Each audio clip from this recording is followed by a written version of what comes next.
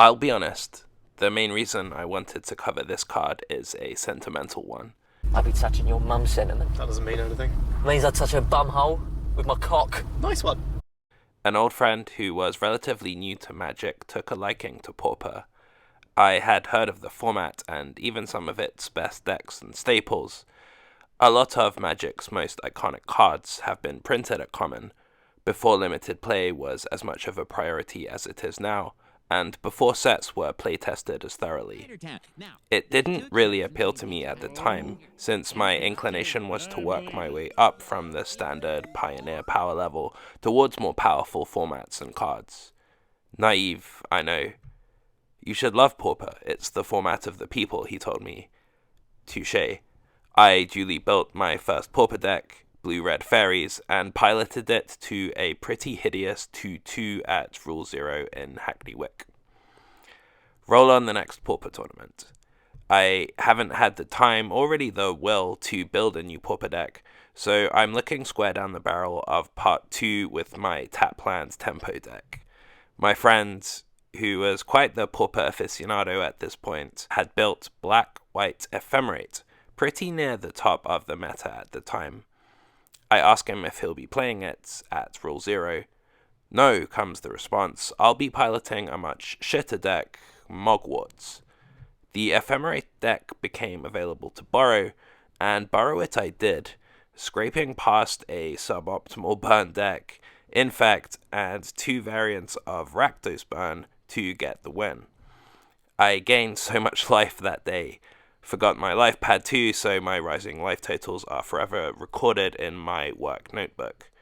The amount of life I gained even caused a minor meltdown for my final opponent, who proclaimed, "Fuck this game," smashed his deck over, went on a rant about how overpowered life gain was.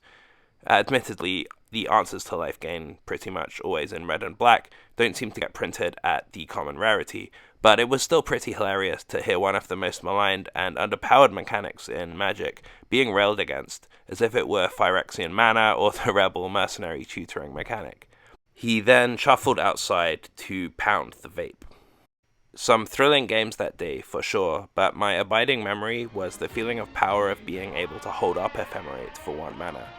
If you haven't tried it, it's quite the rush, and there's something about ephemerating a creature in response to removal that does a very good impression of that creature actually sliding in and out of existence for a split second, depending on how you move the card in your hand, and whether or not you're used to the understatedly sweet original artwork. In its simplest terms, Ephemerate removes your creature from the battlefield, then brings it straight back. Then it does it again at the beginning of your next upkeep, the temporal distance of which is controllable depending on when you cast the initial Ephemerate. I usually take our true Lord and Saviour William Empson's approach when it comes to layered jargon, but Magic's approach to the effect of exiling a permanent, then returning it to the battlefield is worth taking a closer look at. Most players know blink and flicker as slang words for this effect, and like pretty much every bit of Magic jargon, these words follow the names of old cards first, and semantic coherence comes in at a distant second. I did not support the war in Iraq. 2002. That is a mainstream media nonsense put out by her, because she, frankly, I think the best person in her campaign is mainstream media. My question is, since you would you like to supported it, hear? why is your I was why is your against the war. judgment- Wait a minute. Flicker is the name of a card from Urza's Destiny, which performs the most simple version of the flicker effect. Its oracle text reads, exile target non-token permanent, then return it to the battlefield under its owner's control.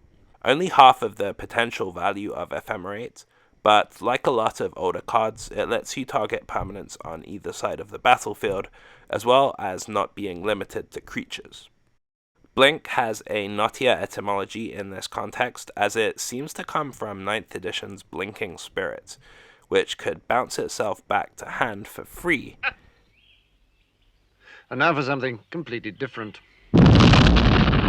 The effect is completely different to the context that Blink often gets used in, but hey, Magic players love to feel at home when they're not. Bunch of fucking suits. The later cards Flicker-Wisp and Momentary Blink confused things further, since Flicker-Wisp brought back the permanent at the next end step, and Momentary Blink brought back the creature straight away. Flicker-Wisp changes the timing of its namesake Flicker, whilst Momentary Blink does something completely different to Blinking Spirit. So no solutions here, just the proliferation and meandering of magic jargon. In my humble opinion, Blink needs to be shelved and replaced with the way R&D discuss the effects: fast flicker and slow flicker. Half jargon that indicates the original card, half intuitive language, happy days. Just don't expect this level of linguistic precision in your next CEDH pod. Given its format-spanning popularity, maybe Ephemerate is a bold new challenger for the crown of the eponymous flicker effect. But its doubling of that effect, combined with the relative recency of the card, mean it would be harder to explain to the Magic Boomer crowd than the Alchemy format. It's quite a daring coinage from, I presume, the Vision Design team of Modern Horizons 1. Now, the hackathons almost always come up with some pretty cool stuff, but one of the most memorable ones was 2017's. The task was to try and create a new draftable product, and we ended up with 3 big winners. There was Jumpstart, Commander Legends, which I led, and then Modern Horizons. Codenamed Downspout for the hackathon, this was the brainchild of Ethan Fleischer and one Mark Rosewater. They both wanted to do Time Spiral 2, full of decadent designs and all kinds of wild mechanics and hints toward the future, and so they settled in on working on that product. And it was pretty clear quickly that this had a lot of legs. Since it isn't recorded as a word in the Oxford English Dictionary. I don't check other dictionaries. I find the more restricted academic ones like dictionary.com too hard to access with their meticulous research and shameless paywalls. So the word ephemera, which has resulted in a lot of variations, just not the transitive verb ephemerate, is first recorded in 1398. 1398 by John Trevisa, a translator from Cornwall, in his English version of De Proprietatibus Rerum, roughly on the properties of things. Ephemera, one day's fever, is, as it were, the heat of one day. My educated guess is that Trevisa lifted the word directly from the Latin of the work he was translating. I ain't reading all of that. And so the word entered the English language. It's listed in the OED as a borrowing from Latin, and ultimately, like most words in English that have a PH formation in them, from the ancient Greek ephemeros, literally meaning lasting one day. More interesting than that little trip down memory lane is that ephemera came into the language strictly referring to illnesses, a fever that lasts for one day. It took around 275 years to pick up the meaning of insects that only live for one day, which it maintains in modern entomology or insect naming. And from there, things in general which have short-lived or transitory existences. At first glance, this might seem to be more flavor appropriate for a mechanic like vanishing, but it connects kind of perfectly with phasing, something the flicker effects were initially intended to replace until they came crashing back in with Teferi's protection. You could actually have a scientifically and MTG flavor verified card containing an insect in the Ephemeridae, or dayfly family, that had phasing, because every day the creature in question died, it would get replaced by a new one.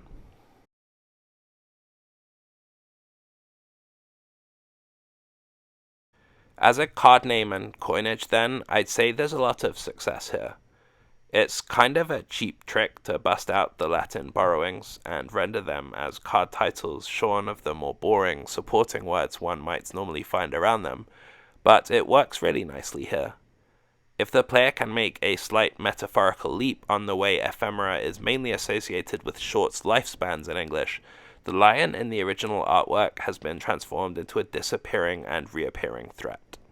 The card was first printed in Modern Horizons, a set more famous of course for some of its other cards, where the white-blue draft archetype had a lot of support for flickering permanents. I have very fond memories of the Modern Horizons 1 pre-release, back in the now closed Warboard Games of Bromley, where I rocked a white-blue deck, which I'm pretty sure had no Ephemerates in it, but I was able to flicker my irregular cohort with Cecil Beyond Reality for some absolutely broken blinking shenanigans. I mean, look at all of those tutus. As we touched on earlier, the text on the card is a double down of the old flicker effects, since the rebound mechanic lets you repeat the whole enter the battlefield process again at your upkeep. But when we factor in the ease of holding up a single white mana whilst continuing to do other stuff, you can also pretty much staple on a rescue effect to the 2 extra ETB triggers, turning Ephemerate into a triple down. Start to consider its ability to trigger any flicker payoffs, and you have a quadruple down, maybe? Anyone on the KFC product design team, there's my copywriting resume right there. I can be the one to rebuild the Colonel's reputation in his native United States. This very high value ceiling and low mana investment have allowed the card to perform in formats as powerful as Modern, with a banned Blink shell doing the rounds in August 2022, utilizing Ephemerate in conjunction with the vast range of creatures rocking ETB effects that Modern offers, and sometimes even Ephemerate's old Modern Horizons 1 buddy Soul Herder as well. The card often turns up in commander decks that care about ETB triggers, but the format that it's really come to dominate is Pauper. The card's potential to quadruple down your enter the battlefield, removal ducking value fits perfectly into the commons only format, where extracting the most possible value from your draft chaff level threats is often the key to winning the game. A couple of those threats show us yet another hidden mode on Ephemerate, its perfect pairing with evoke creatures. Simply evoke your creature out, then ephemerate it in response to the sacrifice trigger.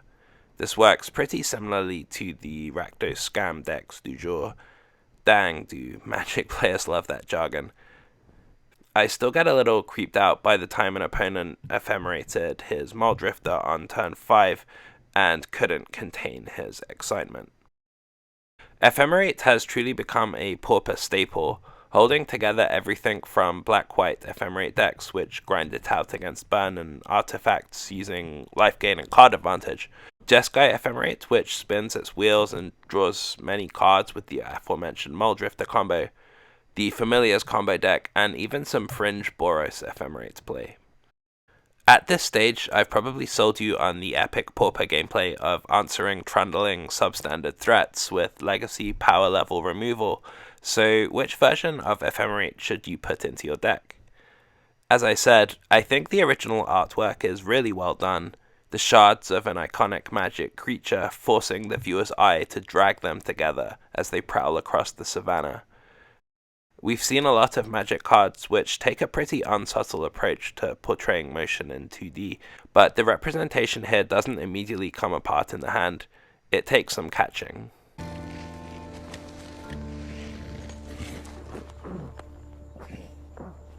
God damn you! Here's all these people filming Joe being dragged around and nobody's going in there to rescue him. The English language mystical archive seems less concerned with motion than with time. The less realistically depicted figure seems to be in quiet contemplation, as the intended effect seems to be their pulsing into the foreground and then back again. The circular notches that are overlaid onto the figure serve a few purposes. They cut across the figure and their swords to give a less vigorous impression of disappearing and reappearing than we find in the original Ephemerate, but they also summon to mind the notches that indicate minutes on a clock face, or maybe even the lunar and solar cycles, from which all of our units of time are of course derived. The gentle pulsing of the figure in this version of the card gives us a reminder of how Magic's game mechanics can do a decent job of representing stuff like Bergson's distinction of tombe and duo, using a creature's presence on the battlefield, or lack thereof, to play with our perceptions of space and time. I won't be able to waffle as hard on the Japanese language mystical archive version of the card, since it seems like its artwork was supposed to be on Memory Lapse, and vice versa for the art that actually ended up on Memory Lapse. You'll have to forgive my reliance on Google Translate for this one, but I ain't learning all that. Taking the artist at their word, the intended artwork for Ephemerate, i.e. the art that ended up on Memory Lapse, is a lot of things. Like all of the Japanese mystical archive cards, it's stylized and beautiful, at least to the extent that I'm willing to scour most of the card shops and the Shopify-powered storefronts to get hold of a copy. But either way, the spiral of color and the way the figure's twirling dress blurs into motion trails is awesome to behold. It doesn't really fit for Memory Lapse, more's the pity, but the unintended artwork for Ephemerate actually kinda works. There's a figure leafing through a book, their head lolling forward as they presumably lose their place and forget the passage that they're reading. It's hard to forget. I don't forget.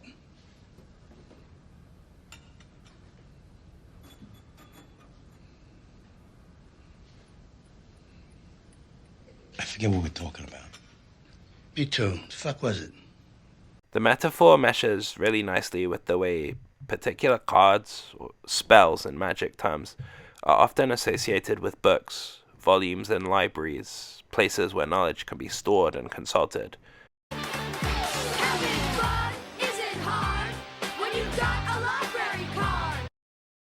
Think of Library of Alexandria, Sylvan Library, Tamio's Logbook. More destructively, spells which deal with milling cards, or the forgetting of spells, often refer to books being destroyed.